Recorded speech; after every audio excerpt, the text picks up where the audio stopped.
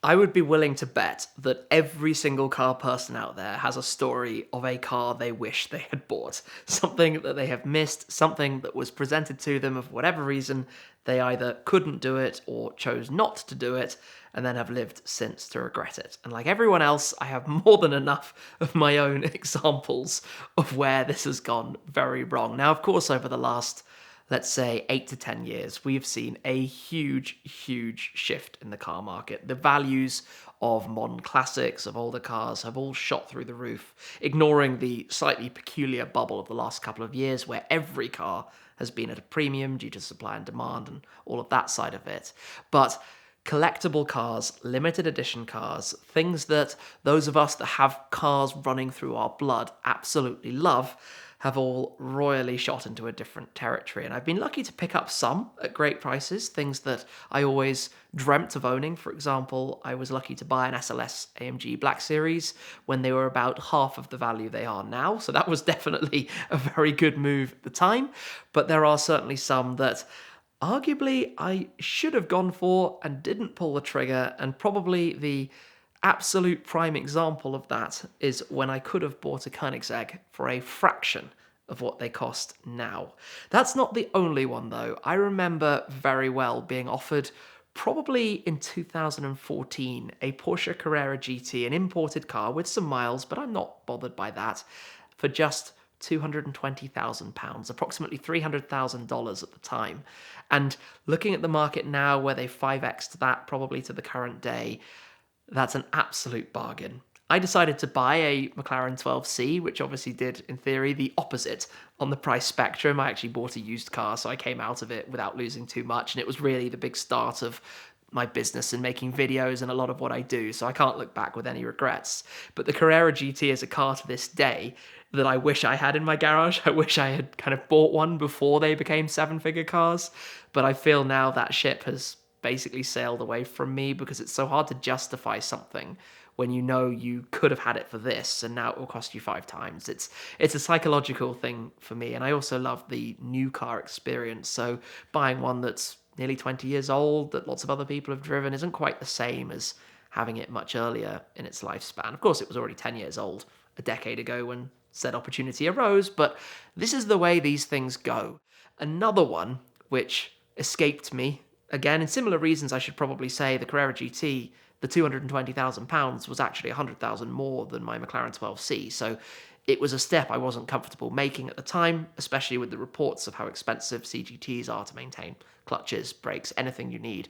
Excruciatingly expensive. But another car that I missed and probably would feel closer to acquiring at some point in the near future was a Lexus LFA. Now, the LFA is a funny car. In some markets, they were hugely popular, of course in Japan, a lot in the United States as well, but in Europe, they never really ticked that many boxes when they were new. And that's primarily because we don't really have Lexus so prominently as a brand. They're not out there in the same way that Mercedes, Audi, BMW are, for example, or certainly weren't when the LFA was introduced over a decade ago. So the cars that did get delivered, and I should point out that there wasn't even a single one delivered in the UK. The only original UK Lexus LFA was actually the Lexus GB car. They owned it themselves, so it's a little bit different. A car that I saw at many different events. It was beautiful and blue. I remember filming it a lot and thinking, hey, one day that would be really cool. But there were a couple around Europe, a couple of Continental cars, and they were all left-hand drive, so right-hand drive, left-hand drive for our market, non-issue in this particular example.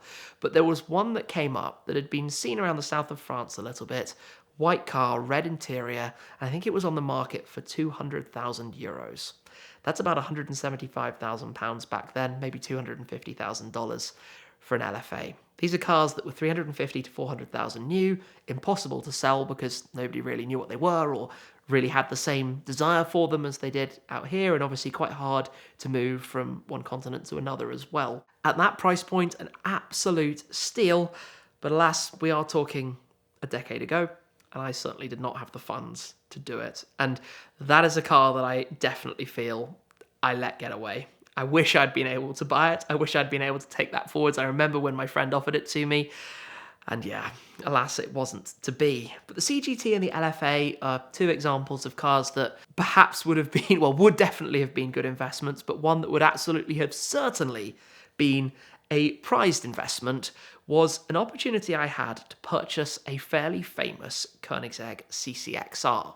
Koenigsegg began a little over 20 years ago. They started with the CC8S, the CCR, CCX, CCXR. That was the first, let's say, original model line before the Agera RS 1-to-1. Then we have now the Jesko, the Regera, plenty of other different models expanding their lineup. But the CCXR was the ultimate pinnacle final version of that last spec of the first generation Koenigsegg, the 1000 horsepower fastest car in the world, boasting some immense performance numbers, technology, you name it, and all being the genius result of the master that is Christian von Koenigsegg. He is a very, very smart man. His engineering ideas are just beyond so many other manufacturers, especially at the time, starting this 15 years or so ago. Now, the car in question had a nickname, the Special One, a light blue car, a very famous car, a car that I've actually seen on multiple continents. I had originally seen it in a very famous shot of the car being clamped for parking incorrectly outside of Harrods in London. In fact, I think the whole of the internet at the time actually saw that, and it was a viral video on my channel. It was something I felt quite close to at the time. It had then moved hands a little bit. In fact, I had filmed it with the first owner also in Paris, and eventually out in the Middle East. But at some point in time, I don't really know who actually owned it. A broker had reached out to say, would you like this car?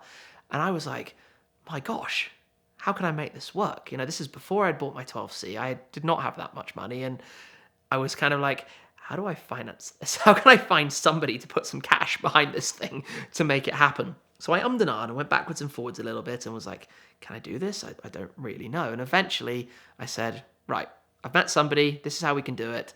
Let's go. It was at that point that the price elevated. It added about 15% to the asking price. And I was like, oh dear, this is back to square one. Let's have all these discussions again.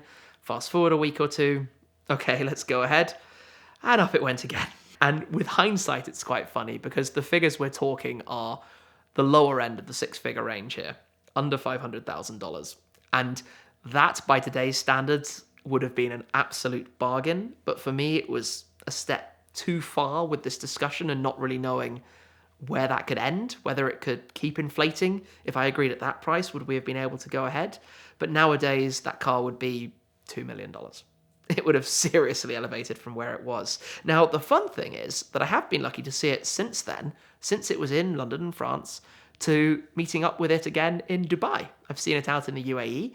I've also seen it with the buyer who purchased it probably 4 or 5 years after that over in Mexico. I've seen the very same car in Mexico City that I had filmed being clamped in London and then tried to buy a few years later. And this is one of the things I love with cars like this. There are so few of them and they're so well documented, and many of the owners obviously share their experiences and share their ownership on social media, that you can keep track of where they are. You can be reunited with the same car again somewhere further around the world.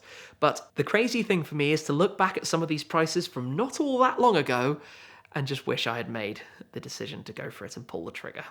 When I was reunited with this car in Mexico City, it was a slightly strange set of circumstances with some very odd follow-ups that came after, but the owner of it had actually brought it over to visit the collection of Don Huayra, big car collector in Mexico, who I was visiting to film a video of his collection. So the CCXR Special One was actually there in the collection.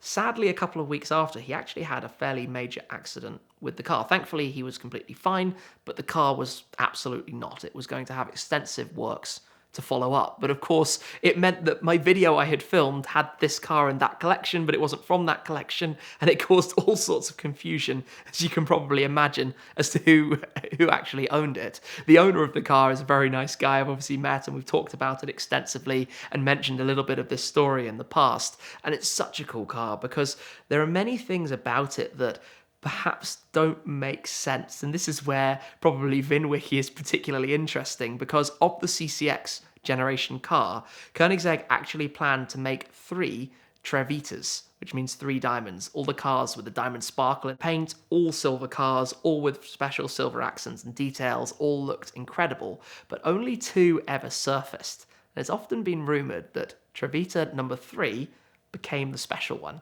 painted in the famous light blue of a member of a Middle Eastern royal family. So, of course, it never came to be. Maybe this was that car, and I love that kind of story and mystique and whether there's a connection behind that. Alas, it was damaged, but it was rebuilt, and it's the end of the day the most important thing. Everyone's well, the car's back on the road and being enjoyed.